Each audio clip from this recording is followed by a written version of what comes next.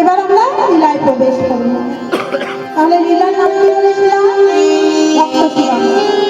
তাহলে চলুন সকলে মিলে আমরা ভক্ত সুদামা লীলাটি আস্বাদন করি। ওহে কি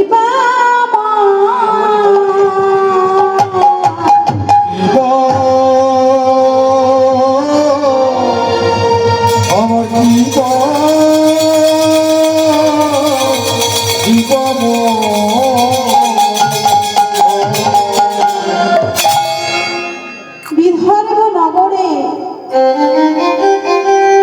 এক বাঙালিনী বিধবা বাস করতে।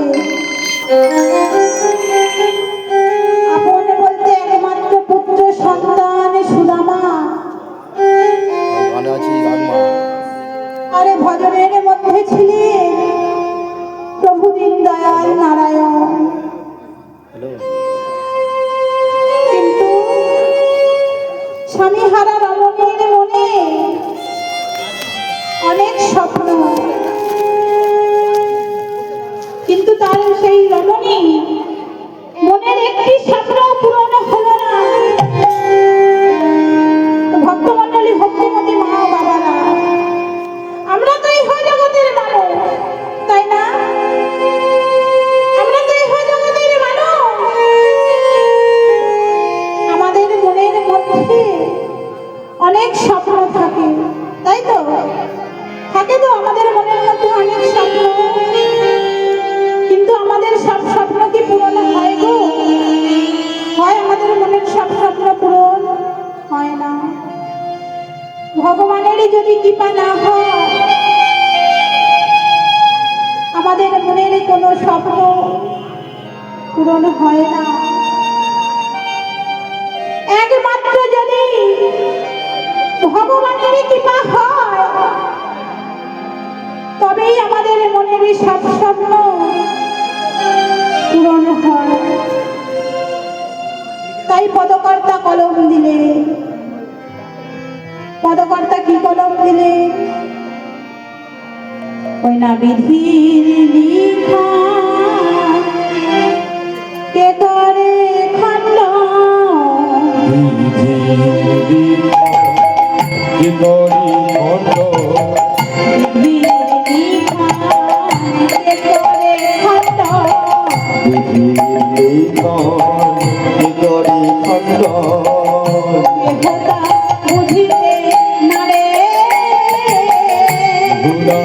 বুঝিতে পারি যেমন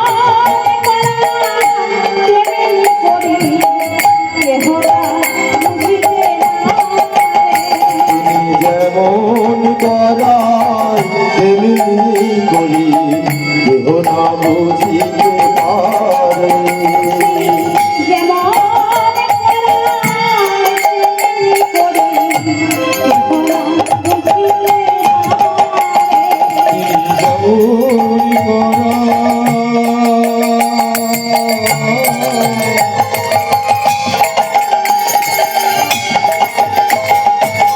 তেমনি করি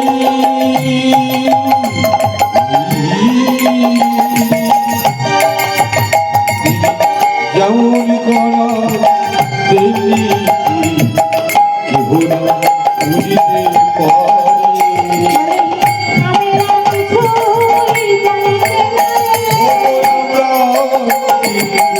বুঝিতে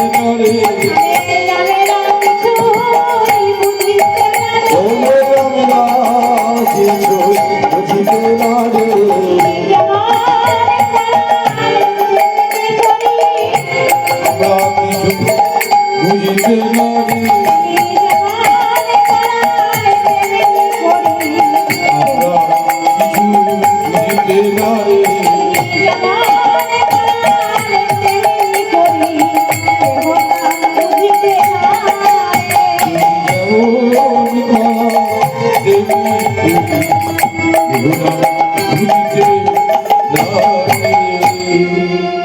কিন্তু ভক্তমণ্ডলী, ভক্তিমতী মা বাবা, ভাগ্যের কি পরিহাস দেখো।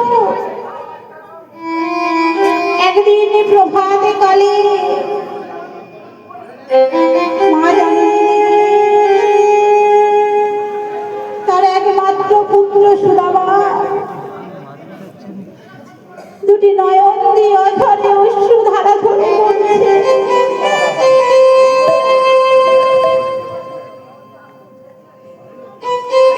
তাই দেখে বাজাতে চমকে উঠলে, এ কি সুদামা, তুই কাঁদছিস বাবা? বলে বাবা বল, তুই কেন কাঁদছিস? তোর কি হয়েছে? তুই কেন কাঁদছিস বাবা? বলে আমায় বল, তুই কেন কাঁদছিস? তখন সুদামা মাকে দুটি বাহু প্রসার করে নিজের বক্ষ মাঝে জড়িয়ে ধরলে, আরে বলে উঠলেন, মা গো, ও মা, তুমি আমারে মা, তুমি আমারে বাবা। মা গো, ও মা, আমারে তো বাবা নেই, তুমি আমারই সব কিছু। মা জননী বলে উঠলে, বলে বাবা বল, তোর কি হয়েছে? তুই কেন কাঁদছিস?